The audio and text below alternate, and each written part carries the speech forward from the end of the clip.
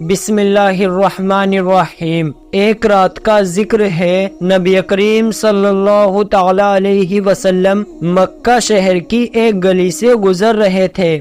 اسی وقت آپ نے ایک گھر سے کسی آدمی کی رونے کی آواز سنی۔ آواز میں اتنا درد تھا کہ آپ اس شخص کے پاس جانے سے خود کو روک نہ پائے۔ آپ اس گھر کے اندر گئے تو دیکھا کہ ایک نوجوان جو کہ حبشی تھا وہ چکی پیس رہا تھا اور رو رہا تھا۔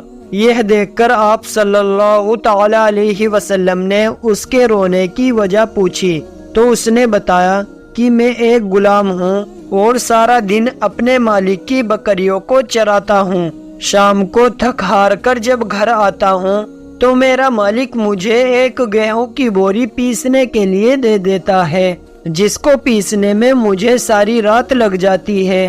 میں اپنی قسمت پر رو رہا ہوں کیونکہ میں بھی تو ایک انسان ہوں، میرا جسم بھی تو آرام مانگتا ہے، مجھے بھی تو نیند ستاتی ہے، لیکن میرے مالک کو مجھ پر ذرا بھی ترس نہیں آتا۔ کیا میری قسمت میں اسی طرح رو رو کر زندگی گزارنا لکھا ہے؟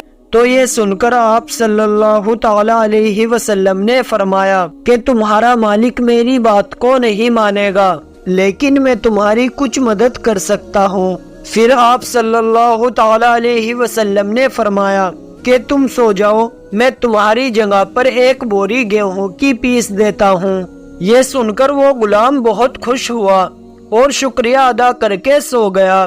پھر آپ صلی اللہ تعالی علیہ وسلم رات بھر جاگ کر اس غلام کے بدلے چکی چلاتے رہے۔ دوسرے دن بھی آپ نے ایسا ہی کیا۔ اسی طرح آپ نے کچھ دنوں تک ایسا ہی کیا، رات بھر چکی چلاتے اور صبح کو آپ اپنے گھر چلے جاتے۔ اس کے بعد ایک رات جب آپ اس غلام کے پاس پہنچے تو غلام نے پوچھا کہ آپ کون ہو اور میرا آپ اتنا خیال کیوں کر رہے ہو؟ ہم غلاموں سے نہ تو کسی کو کوئی ڈر ہے اور نہ ہی کوئی فائدہ۔ یہ سن کر پیارے آقا صلی اللہ تعالی علیہ وسلم نے فرمایا، یہ سب میں انسانی ہمدردی کی وجہ سے کر رہا ہوں، اس کے علاوہ مجھے تم سے کوئی غرض نہیں۔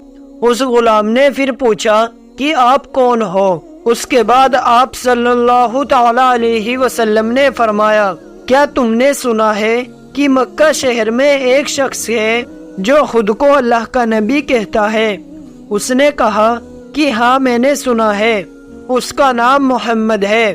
پھر آپ صلی اللہ تعالی علیہ وسلم نے فرمایا کہ ہاں میں وہی محمد ہوں۔